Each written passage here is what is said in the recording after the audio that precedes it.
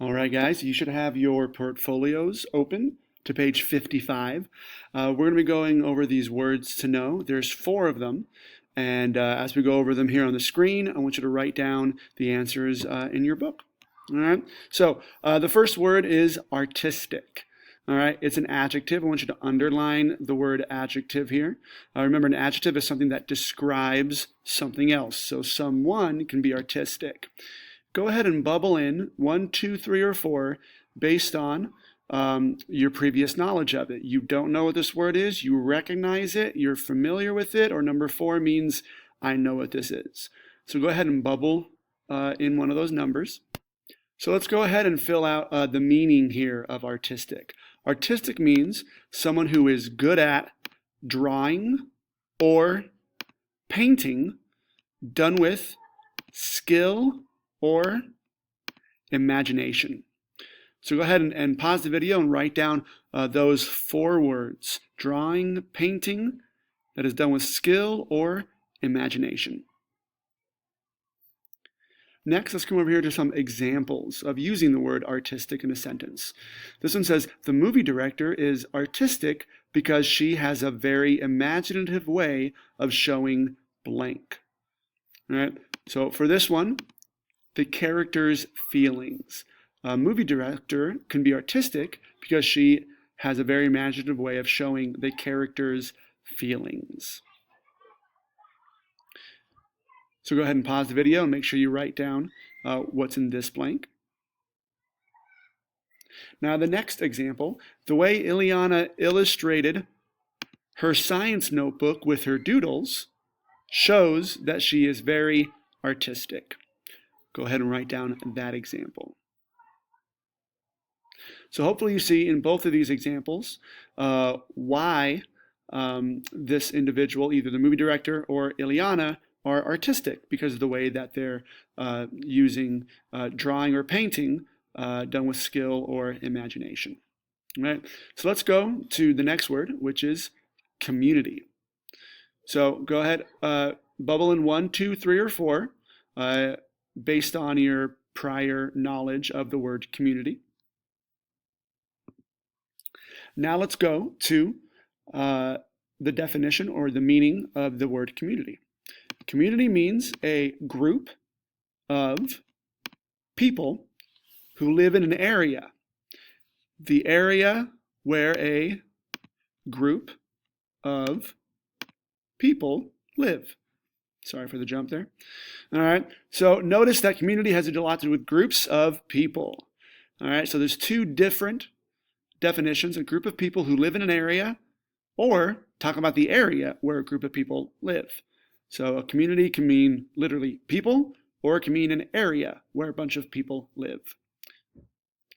Coming over here to the examples, students can help their communities by volunteering to pick up litter in parks.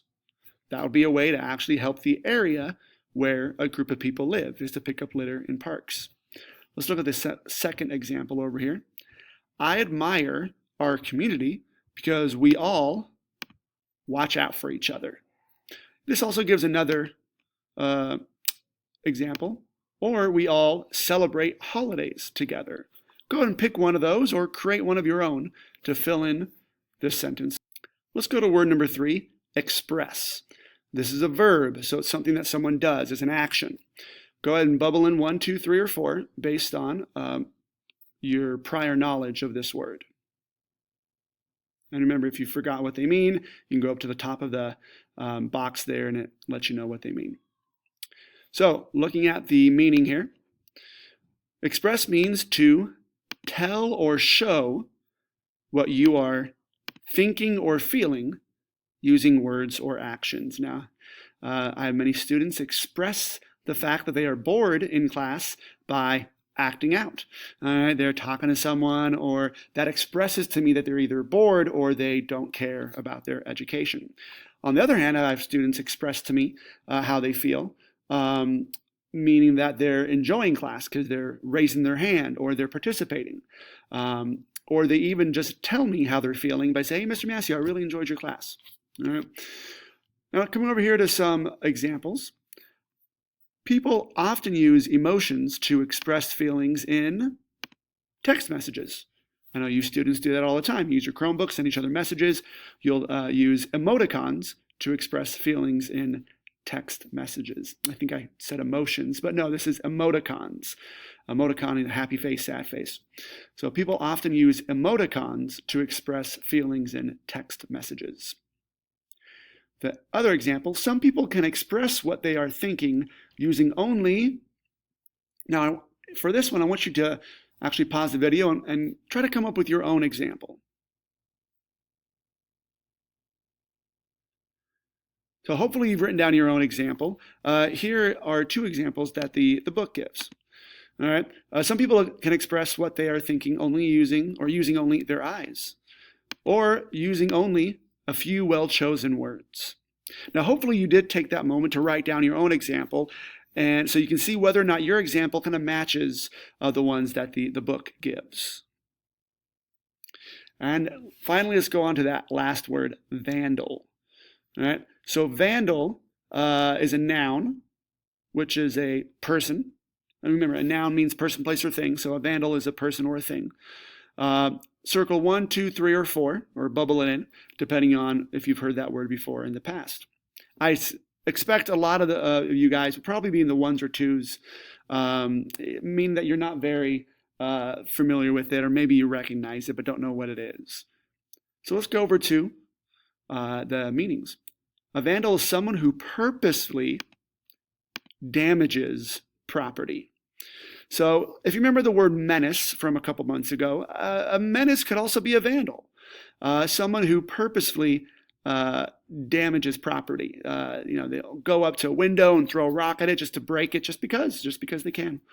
So that's a vandal, someone specifically damages property. Let's go over here to the examples. My neighbor thought that a vandal had broken his front window, speaking of windows, but it was just a tree branch that fell. So in this example, neighbor came out, front window was broken. They thought it was a vandal. You dumb kids. But it was actually just a tree branch that fell into his window. Maybe the wind knocked it over. And this next example, when I saw the broken store window, or you could even use spray painted wall, I knew that vandals were at fault. Now remember, we're talking about street art, and somebody who goes and does some street art or graffitis on a public building that they're not supposed to be, they would be considered a vandal. They're damaging property. Now you may be thinking, well, Mr. Massio, the building isn't broken. They can still use it. It just has different colors on it.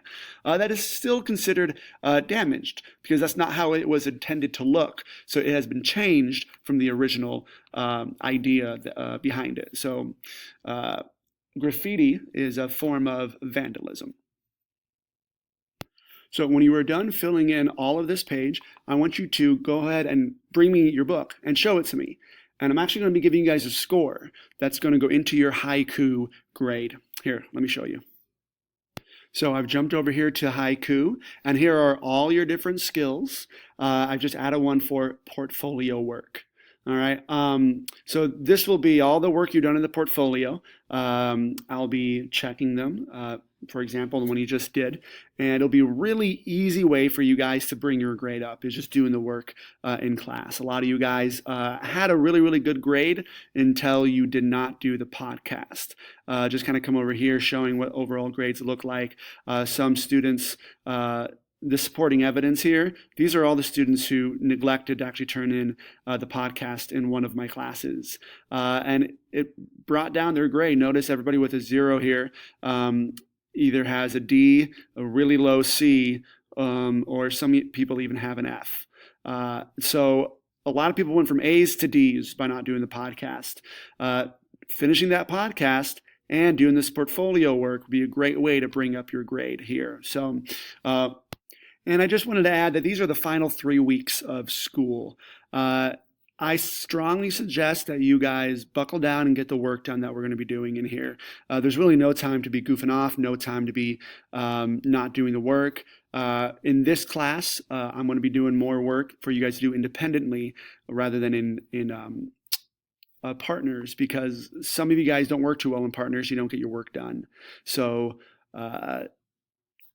you're essentially going to be failing or succeeding based on your own efforts and nobody else's. And I really suggest you guys get to it and make sure you guys get the work done. So now that you're done with the video and filling out the portfolio, come bring it up to me and I will give you a grade on it.